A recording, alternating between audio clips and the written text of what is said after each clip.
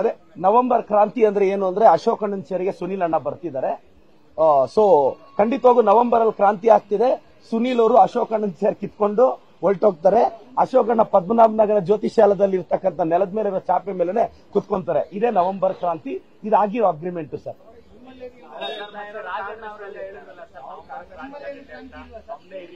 ಅಲ್ಲ, ಈಗ ಮೊನ್ನೆ ತಾರೆ ಲಾಸ್ಟ್ 3 ದಿನದಿಂದ ಅಕ್ಟೋಬರ್ ಕ್ರಾಂತಿ ಮುಗೀತು. ನನಗೇನೋ ಅನಿಸ್ತಿದೆ, ಅಶೋಕಣ್ಣ ಅಕ್ಟೋಬರ್ ಕ್ರಾಂತಿ ಅಂದ್ರೆ ಮೋಸ್ಟ್ಲಿ ಈ ಅಕ್ಟೋಬರ್ ಕ್ರಾಂತಿ ಮೊನ್ನೆ 3 ದಿನದಿಂದ ಆಯ್ತಲ್ಲ, ಅದರಲ್ಲಿ ಅಶೋಕಣ್ಣನ ಷಡ್ಯಂತ್ರ ಇದೆ ಅನ್ಸುತ್ತೆ.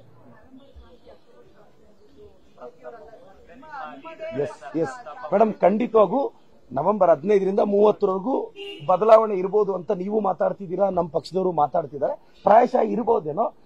ಸಿಎಂ ಯಾರಾಗಬೇಕು, DCM ಯಾರಾಗಬೇಕು ಅಂತ ಹೇಳೋಷ್ಟು ದೊಡ್ಡವನಲ್ಲ ನಾನೊಂದು MLA. ಎಲ್ಲಾ ಸಮುದಾಯದವರು ಸಿಎಂ ಆಗಬೇಕು ಅಂತ ನನಗೆ ಆಸೆ ಇರುತ್ತೆ. ಸರಿಗ ದೈವ ಬಲ, ನನ್ನನ್ನ ಬಿಜೆಪಿಯವರು ವಿಷ್ಣುವಿನ ಅವತಾರದಲ್ಲಿ ನೋಡ್ತಾ ಇದ್ದಾರೆ. ಯಾಕೆ ಅಂತ ಹೇಳ, ಬಿಜೆಪಿಯವರು ನನ್ನನ್ನ ವಿಷ್ಣುವಿನ ಮಾಡ್ರನ್ ಅವತಾರ ಯಾಕೆ ಗೊತ್ತಾ? ಅವ್ರು ಮೊನ್ನೆ ಒಂದು ಪದ ಬಳಸಿದ್ರು, ಹಂದಿ ಅಂತ. ಅದ್ರ ಅರ್ಥ ಏನ್ ಗೊತ್ತಾ? ವರಾಹ ರೂಪಂ ಅಂತ ಕಾಂತಾರದಲ್ಲಿ ಒಂದು ಸಾಲಿದೆ ಗೊತ್ತಾ? ವರಾಹ ರೂಪಂ ಅಂದ್ರೆ ಏನು ಅಂದ್ರೆ ವಿಷ್ಣು 3ನೇ ಅವತಾರ ಹಂದಿಯ ರೂಪದಲ್ಲಿ ಇರುತ್ತಂತೆ. ಅಂದ್ರೆ ಭೂಮಿಯಲ್ಲಿ ಅಸಮರ್ಥರು ಅಯೋಗ್ಯರೆಲ್ಲ ಜಾಸ್ತಿ ಆದಾಗ ವಿಷ್ಣು ಹಂದಿಯ ರೂಪ ತಂದು ಈ ಅಸಮರ್ಥರನ್ನೆಲ್ಲ ಸೋಲ್ಸೋದು. ಸೊ ನನ್ನನ್ನು ಅವರು ವಿಷ್ಣುವಿನ 3ನೇ ಅವತಾರ ಅಂತ ಭಾವಿಸಿದಾಗ ರಾಜಭವನಕ್ಕೆ ಹೋಗೋದು ತಪ್ಪಿಲ್ಲ ಅಂತ. ವರಾಹ ರೂಪಂ ಅಂದ್ರೆ ಅದೇ ಸರ್.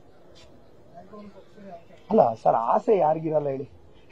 ನಮ್ ಸಿದ್ದರಾಮಯ್ಯ ಸಾಹೇಬ್ರು, DK ಸಾಹೇಬ್ರು, ನಾನು ಅವರ ಪ್ರೀತಿಯ ಪುತ್ರ. ಅವಕಾಶ ಕೊಟ್ಟರು ಕೊಡ್ಬೋದು, ಕೊಡದೇ ಇದ್ರು ರಾಜಭವನಕ್ಕೆ ನನ್ನ ಸ್ನೇಹಿತರ ಪ್ರಮಾಣ ವಚನ ನೋಡಕ್ಕಂತೂ ಹೋಗ್ತೀನಿ. ಸರ್, ನಾನು ಏನ್ ಹೇಳಿ, ನವೆಂಬರ್ ಅಲ್ಲಿ ಅಲ್ಲಲ್ಲ, some changes will be there ಅಂತ ಎಲ್ಲರೂ ಮಾತಾಡ್ತಿದ್ದಾರೆ. ನಮ್ CM DCM ಎಲ್ಲರೂ ಹೇಳಿದಾರಲ್ಲ, ಚೇಂಜಸ್ ಇದೆ ಅಂತಾರೆ.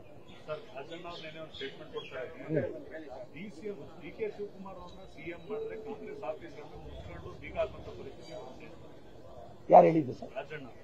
ನೋಡಿ, ರಾಜಣ್ಣ ಸಾಹೇಬ್ರು ದೊಡ್ಡವರಿದ್ದಾರೆ, DK ಸಾಹೇಬ್ರು, CM ಸಾಹೇಬ್ರು ದೊಡ್ಡವರಿದ್ದಾರೆ. ನನ್ನ ಅರ್ಹತೆ ಏನಿದ್ರು KPCC ಆಫೀಸಲ್ಲಿ ಕಸ ಗುಡಿಸೋದಷ್ಟೇ. ನಾನು ಇನ್ನೂ CM DCM ಬಗ್ಗೆ ತೀರ್ಮಾನ ಮಾಡೋಷ್ಟು ದೊಡ್ಡವನಾಗಿಲ್ಲ ಸರ್. ಅಣ್ಣ,